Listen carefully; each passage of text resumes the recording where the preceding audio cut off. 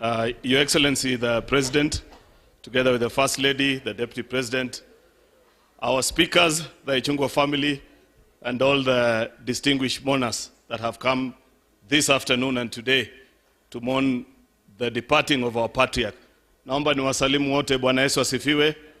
Bwana Yesu asifiwe tena. Asante. I want to take this opportunity on behalf of the Senate of the Republic of Kenya that works so well with our colleagues in the National Assembly, and also on behalf of the people of a very famous address in Kericho, where this patriarch of ours traces his roots, to pass my condolence to this family and to the people of this community for the passing on of a very distinguished statesman.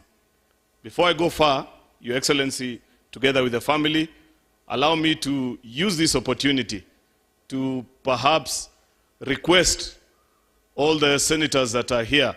I know quite a number of them have actually come in the last few days. I saw so many, led by the youngest colleague of ours, Senator Oburu Odinga, who came here a few days ago to pass his condolence to the family.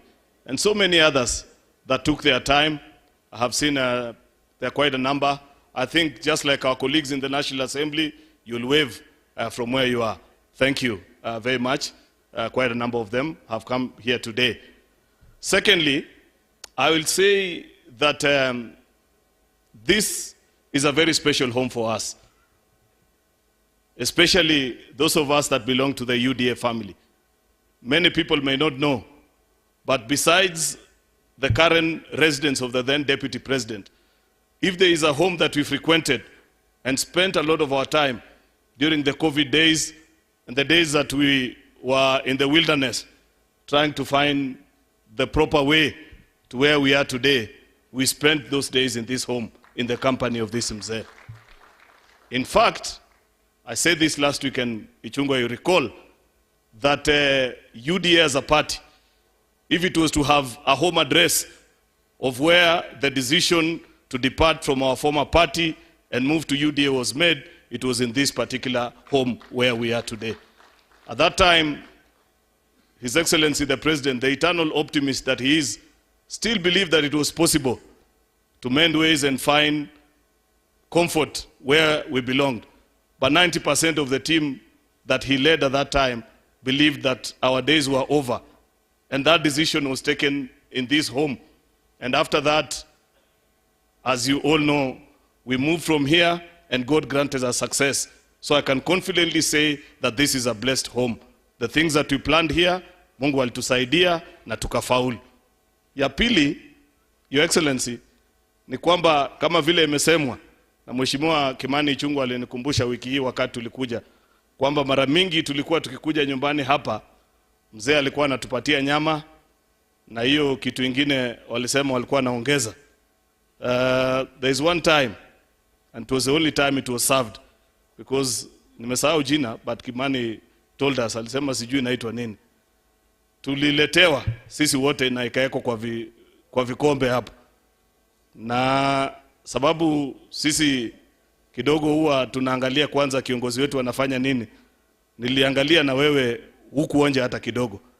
Lakini kuna rafiki yangu mwingine na nimekaa karibu na yeye kwa sasa hivi, ninajua alionja, and I can confidently say his contributions in the meeting that day were not very useful. Sijui ilikuwa na nini, lakini niliona baadaye Kimani aliambia Mzee, hii ni watu ya AIC. Baada hiyo siku hiyo maneno haikuwa inaletwa tena. So this is a very important home for us. We celebrate this Mzee. We are happy for the person that he raised in the family and in the name of Kimani, who is our colleague. Just like Junet has observed, there are two traits of this Mzee that I see in the life and the leadership of our colleague, Mheshimiwa Kimani Ichung'wah. Number one, because ukisoma hii kitabu ya wasifa ya Mzee, inasema yeye alikuwa mtu wa kuzungumza ile na vile anaona maneno. Those that know Mheshimiwa Kimani Ichung'wah, they also know that to Kimani Ichung'wah, black is black and white is white. There are no gray areas for him. And by the way, many times that gets him into a lot of trouble. Some of us, we know how to, maybe, we don't have the kind of courage that you have, Kimani. And to Kimani, if he likes something, he will say, I like it. If he doesn't, he will say, I don't like it. And many times people take offense. But that has been also very useful in our political journey. I will also live to recall when I was reflecting here that a few months to the election, when a certain decision was made, which, whether it was right or wrong, time has lived to prove who was right. Between those who said we take a particular position, I'm avoiding to say you, Your Excellency, but you know that, and those like Kimani, who put their foot down and said that this is a wrong decision. In fact, on the day that the unveiling was being done, Kimani never showed up to that meeting. And when I called him to say, please, you're a team member. Once a decision has been made, you have to live by it. He told me, Aaron, you know me very well. For me, black is black and white is white. That is a wrong decision. I thought he was wrong, but over time, the country has come to realize Kimani was right indeed. That was absolutely wrong. Second thing that I know about this Kimani, it has been said in the manuscript that this Mzee knew so many languages to show that he was a true Kenyan. I will tell you, especially those of our colleagues who maybe don't serve from our political party, that sometimes when coming up with political decisions, you need local knowledge.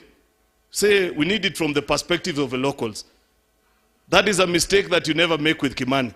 If you want to ask things from a national perspective, you ask Kimani Ichung'wah. But you will never ask him something to say, ebu tupatie, watu wenu, jamii yenu, inasema namna gani. Kimani will never give you that answer. That is a trait he picked from this particular Mzee, knowing that we exist as a country and all these other things are just languages that we use to trade and transact. I celebrate that about this particular Mzee.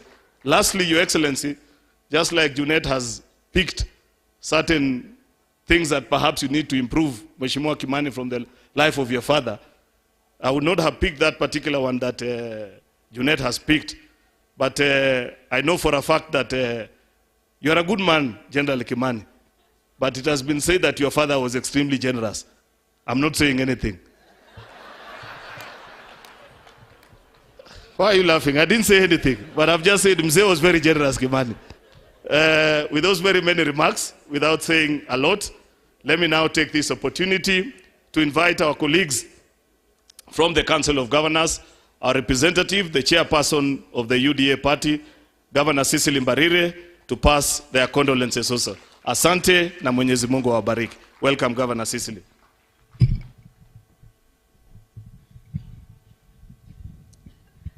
Your Excellency, the President of the Republic of Kenya, Your Excellency, the First Lady of the Republic of Kenya, Mama Rachel, Your Excellency, the Deputy President, Professor Kithure Kindiki, Prime Cabinet Secretary, allow me to stand in all the protocols that have been already established. Wananchi watukufu wa Kiambu, wa Kikuyu, wa Kenya, hamjambo. Bwana asifiwe. Nisalimieni hivi za hewani. Bwana asifiwe. God is good and all the time. It's a bit low. Okay. Your Excellency, yeah, that's better.